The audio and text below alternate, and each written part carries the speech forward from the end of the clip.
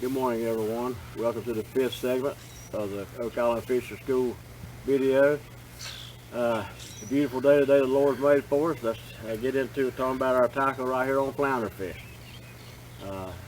The reel I like is a 400 series RT reel, made in Pennsylvania. A 7-foot medium light fast or a medium fast rod, because it's got good backbone and a fast tip. I got 12-pound test strand line. I like strand line or Berkeley Prospect Chrome. Both of them is great line. This has 12-pound test strand. Here's our rig. It's a basic Carolina rig. I got a 3/4 ounce weight on this. I have a bead and my barrel swivel. I got about an 18-inch piece of fluorocarbon line. I don't like leader. I've said it before, line. I use the Vanish. This is a 12-pound test Vanish fluorocarbon. This is what I use for my leader. Okay, I got a 2/0 KO hook, and I would say a little twist that I do a little bit different in the Carolina rig. I got 2 bobber stops right here, and I will just, when I'm just fishing a live bait or whatever, I will just push them down right here. That gives a little bit of extra buoyancy. I don't know if that helps anything or not, but that's not what it's for. This is what it's for. If you're fishing in an area, you're getting eat up with crabs, little fish on your live bait, just eating them up. Try this technique right here that I kind of stole from some of the Capt fishermen. Take and slide this up a little bit, separate them. Take you a Betts twist on, twist off bobber. That way you can put it on and take it off. I'm gonna put it on right quick for you. Hopefully right quick. Sometimes it goes quick, sometimes it don't. They can put this line in this little slot, push it down there, and then twist that. Right here is what it looks like when it's on your line. Now, what you want to do is you can adjust the length of this bobber on your line by moving these bobber stops. Now what this is doing is, this is going to be laying on the bottom, like so. And now your bait is going to be suspended up off the bottom with this float. If you want a little higher off the bottom, move it back a little more. And vice, or actually a little closer to the bottom. I had that backwards. Move it back a little more, a little higher off the bottom. Move it towards the hook, and it will come on up higher. So that's up to you. Now people think that flounder feed on the bottom, and they do. But if you've been on the water as long as I have, and some of you guys, I've actually seen flounder schools of bait, sky in schools of bait. One of the largest flounder I ever seen caught was caught on a topwater bait. So, they will come, if this passes over their head, they're gonna come up and hit it. So that's what that's for. Now, if you're not getting bites on this, and you want to go back, then all you gotta do, pull it off, pull this out, take everything back off, and just go back to your standard Carolina rig.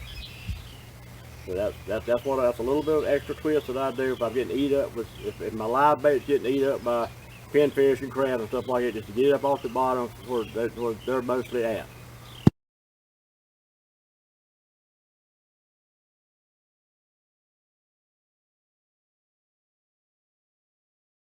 Alright guys, gals, welcome back. We're going to talk a little bit about a controlled fishing situation. A controlled fishing situation would be like out on a reef.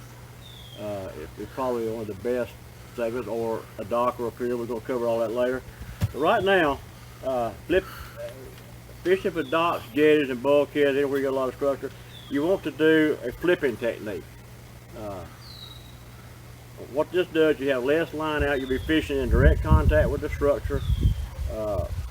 If you're up underneath of a dock and you get a bite, keep light pressure and work that fish out before you set the hook. Keep it getting tangled up around the boat stuff. Keep under the dock. If you set the hook when you're deep in there, chances are he's gonna wrap around the pylon. So just work him out real good. When you're fishing like out on a reef, you want to just fish straight down. I have a bucktail here. You want to fish just straight down. You can bounce it off the bottom along, or you can just bounce it along up in there. A flounder will come up and take that bait if it's not on the bottom. If you cast it out on a reef, a bucktail especially, chances are you're going to lose it because you stay hung up a lot. But there again, this is controlled. It's what I call it, a controlled drift.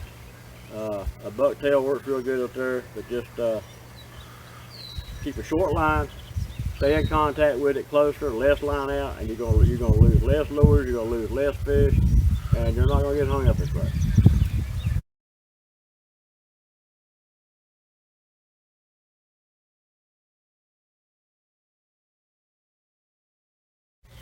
Welcome back, me and Bobo here. We're going to do a little bit of talking about trolling for setup for flounder.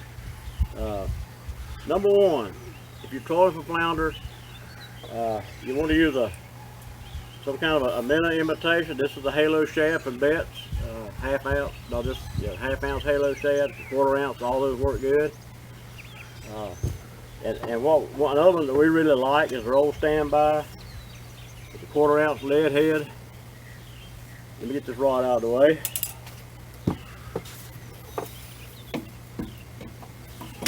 It's a quarter ounce lead head with the old standby Christmas tree curly tail grub. That's just an old standby right there. Okay, that's kind of a couple of lures you want to use trolling. You want to troll into the current about a half a mile. Just put your rods out the back, cast them out a good distance, and troll about a half a mile into the current. If you're going with the current, you can troll up to about 2 miles per hour, and you'll catch flounder doing that. It's a good way to catch them. If you're over rough bottom, you want to keep your baits a little closer to the boat so they won't have a tendency to fall down into the stuff as much. So you want to get a little closer. And also, whenever you are trolling, you want to cast it out. And then you want your rod a little lower to the water. You don't want it up high. You want a little lower to the water so it's kind of a straight pull back there to it. And that's all there is to it when you come trolling for flounder. Keep your drag still a little bit looser than normal. Because when you are moving, and there again we're back to the light tip rod, so it won't jerk the hook out of his mouth. So try the trolling technique. It works really good, and I think you'll be pleased with the results of it.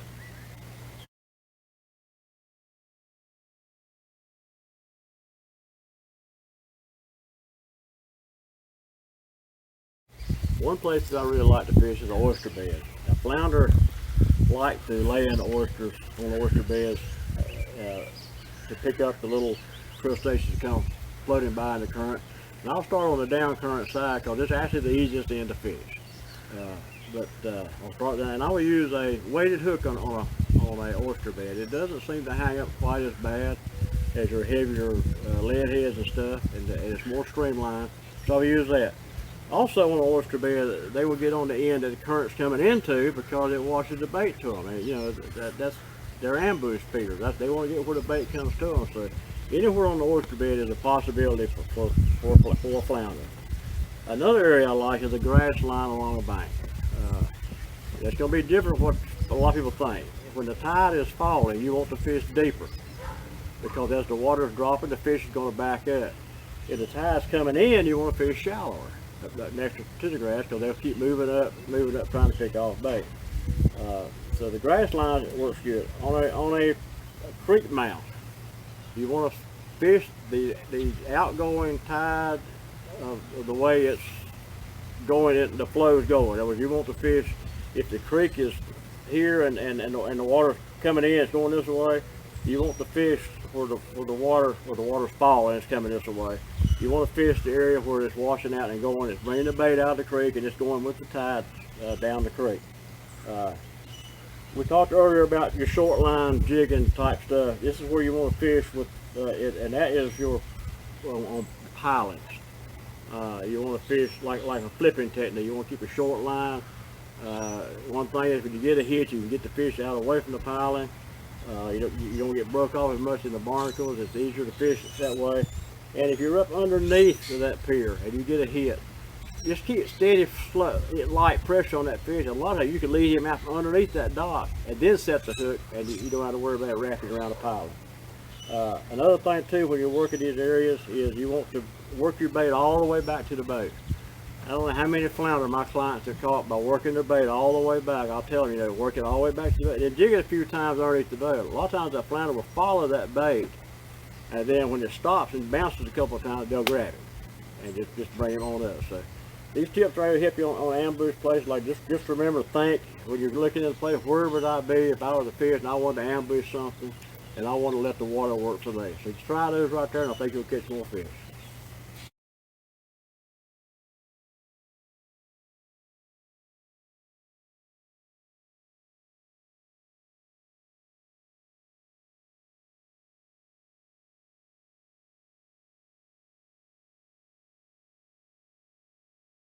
Welcome back, guys and gals. In closing, I want to add one little thing. If you've ever tried to lip a flounder, you know it's not a bass, you might want to try some of these Betts high-vis grippers. They will save your hands. They'll never help save the flounder. You know, having to hold them under the gills and stuff. So try some of those. One other thing I want to add too is if things aren't going good for you, give the Lord a chance to work things out for you. What you got to lose? I mean, you know, I may be wrong, but what if I'm right? But anyhow, I appreciate you coming out and checking out this 5th installment of the Oak Island Fishing School. I'm Captain Butch Foster of Yellow Rock Charter, Southport, Oak Island. Hope you have a wonderful and blessed day, and we'll see you on the water.